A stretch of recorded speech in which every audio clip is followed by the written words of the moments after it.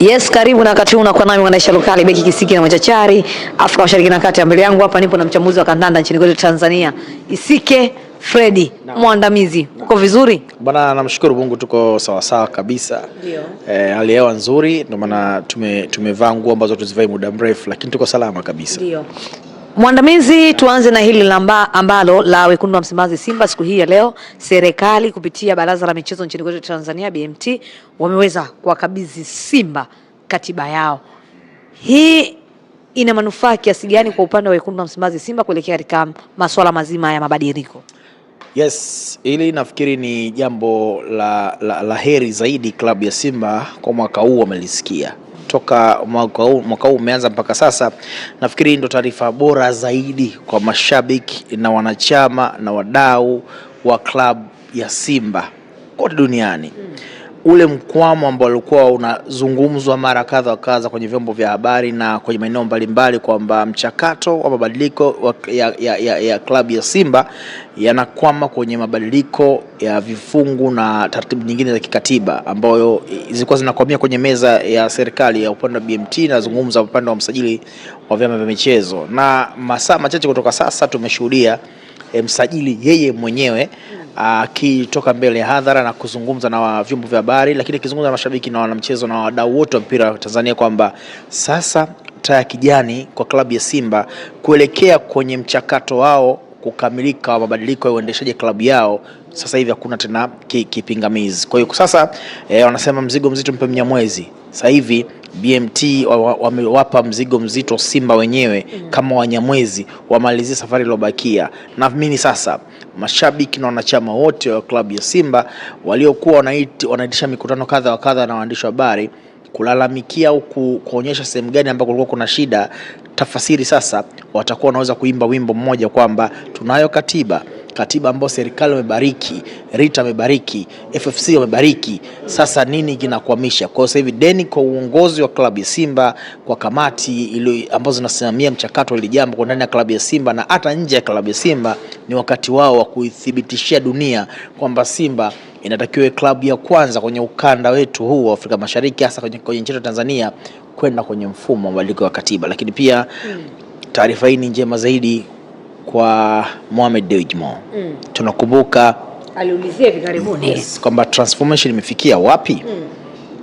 Leo serikali imetoa njia ya kwamba transformation ya klabu ya Simba inatakiwa iendeje, iishie wapi, mmalize jambo lenu. Kwa hiyo naamini hata watu ambao wako karibu na Mo saizi wameiona taarifa leo, na mimi tutakuwa nairudia hatua baada ya hatua kuisikiliza tena. Lakini naamini Mo atakuwa anaisikiliza akiwa moyo wake mweupe zaidi kwamba sasa kikwazo, mkwamo wa swali lake umepata mwelekeo.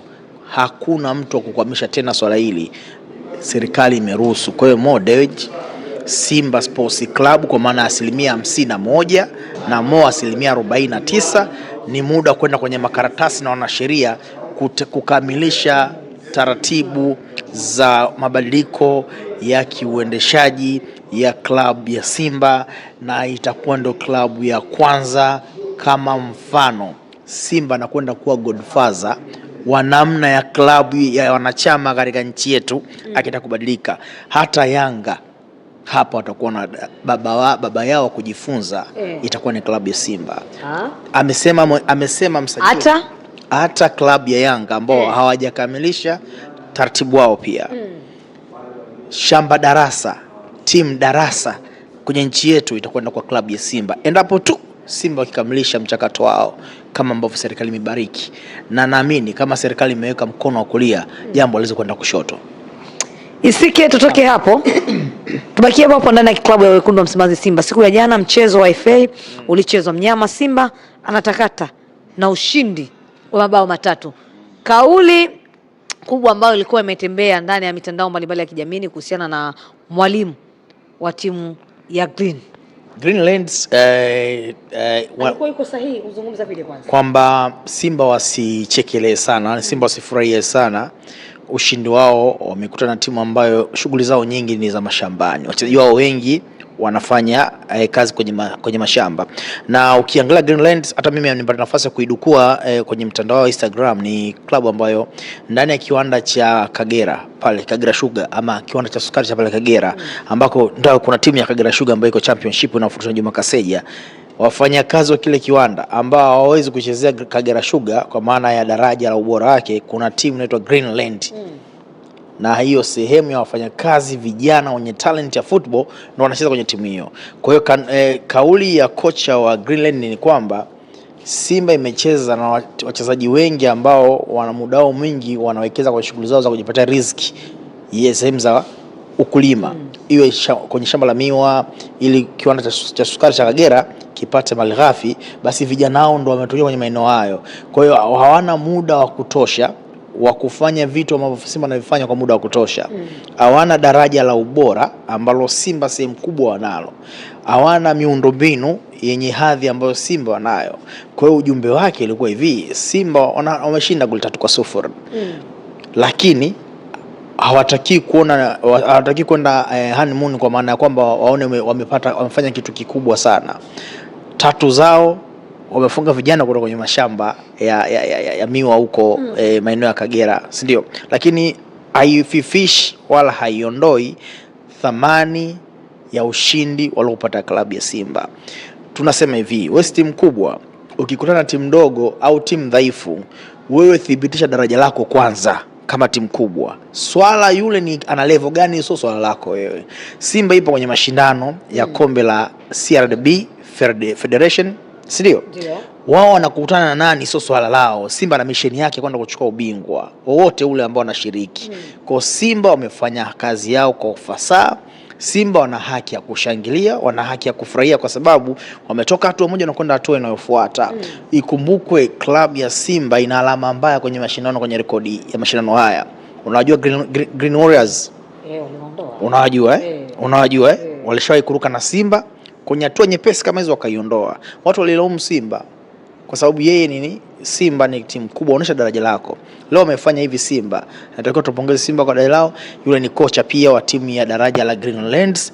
Utegemea anaweza kuwa na picha kubwa ya kuzungumza, lakini alitakiwa kwanza ashukuru amepata nafasi kwa vijana wake kucheza na timu ya daraja la klabu ya Simba, timu nambari 8 kama sijakosea kwenye viwango vya ubora barani Afrika.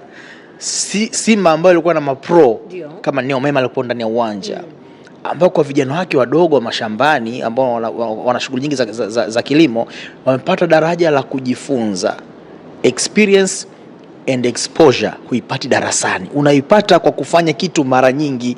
Kwa wale watoto jana, kwa kupata dakika 90 na Simba zina maana kubwa kuliko kauli ya kocha wao. Namna ambavyo unavyokitazama kikosi cha wekundu wa Msimbazi Simba hivi sasa kinavyocheza, kimbinu mwalimu Steven Becker anazidi kufaulu. Ni rahisi kuwa kocha baada ya dakika 90. Miguel Gamondi alisema ni rahisi kumzungumza kocha baada ya dakika 90, lakini ni ngumu sana kuwa kocha kabla ya dakika 90.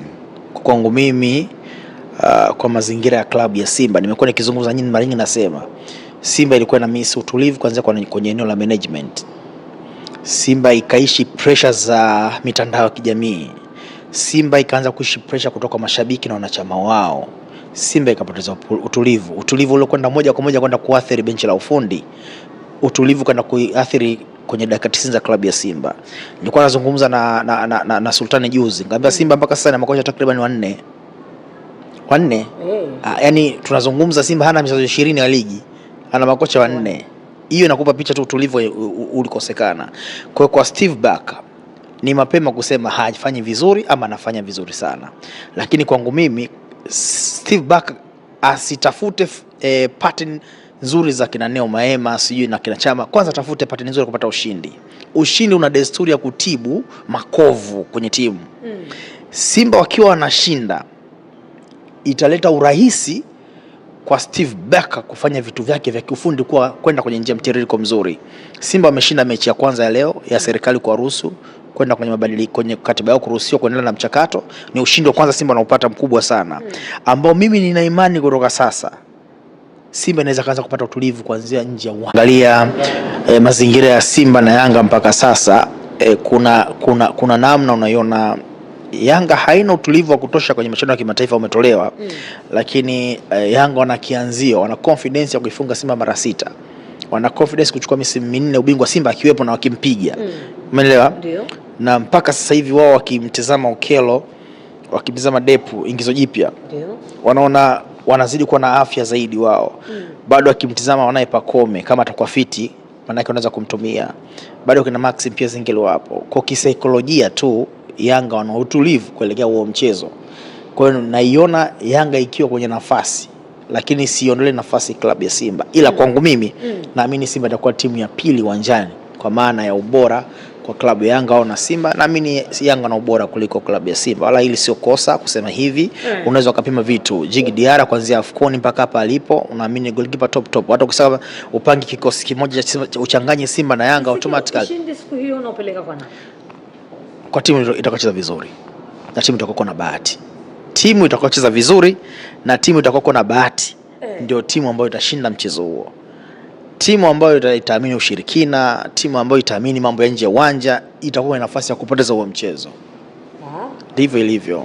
Timu itakuwa na bahati. Timu itakayocheza vizuri kwenye mechi ya dabi ya Kariakoo itakapopigwa kwenye viwanja vya New Amani Complex itakuwa na nafasi ya kupata matokeo. Timu ambayo itaamini kwenye shiriki, timu itakayoamini kwenye mambo ya nje ya uwanja, timu itakayoamini kwenye figisu itakuwa kwenye mazingira ya kupoteza huo mchezo. Lakini kwa dalili pia mechi kwenda kuwa sare. Unaiona hilo? Naiona sare pia ipo. Kwa nini niulize? Kwa nini? Kwanza ni mchezo wa kwanza kwenye ligi. Mara nyingi dabi za Simba na Yanga za kwanza huwa zina tahadhari kubwa sana kwa hizo timu, kwa sababu nyingi zinaogopa kuupoteza mchezo wa kwanza. Huwa una athari sana kwenye mchezo wake wa pili au kwenye mbio za ubingwa kisaikolojia. Naamini Simba hatakuwa tayari kupoteza mchezo. Kwanza tu hawatakuwa tayari kupoteza mchezo. Kwa maana washapigwa sana, washapigika sana. Kwa maana wao hata sare itakuwa inawaacha kwenye utulivu. Na inawezekana ikawa hatua ya kwanza kuwa question Yanga. Sio, unanielewa? Yaani maana nikwambia hivi, Simba itakuwa timu ya pili uwanjani kwa maana Simba kwao hawataki kitu kupoteza huo mchezo. Hawataki kitu kupoteza. Tengia na njia kuzuia. Maana yake watahitaji hiyo, hata hiyo sare itakuwa ni riski kwa Steve Barker makocha, kwa sababu makocha hapa katikati hamna alipata sare hapa katikati. Kwa hiyo kama Steve Barker atapata hata suluhu au sare kwenye huo mchezo itamsaidia angalau kupata kianzio cha dabi ya Kariakoo. Na wakipata sare Simba, kwa sababu washapoteza mechi unajua na Mbeya na wamepoteza na Azam, si ndio? Wametoka sare na Mtibwa, si ndivyo? Kwa Simba hata sare hii alama moja ina maana kwenye mzunguko wa kwanza. Ukifungwa na Yanga mzunguko wa kwanza, gap lazidi kuwa kubwa, labda itafika alama 5 sijui. Hapo bado hujui nini kitaendelea mbele ya safari. Bado hujacheza na Singida. Bado una mambo mengi ya mbele yanakuja. Kwa hiyo kwangu mimi Simba hawataki kupoteza huo mchezo. Hivyo tu wapate sare, wakishinda itakuwa ni bonus na itakuwa ni kubwa zaidi, itawasaidia kuanza kuondoa unyonge na upweke na unyonge mkubwa kwa klabu ya Yanga. Kwa hiyo Simba akifungwa, Yanga amezoea kuifunga Simba. Ila story ni Simba kuifunga Yanga. Shukrani sana. Asante, nubarikiwe. Asante sana.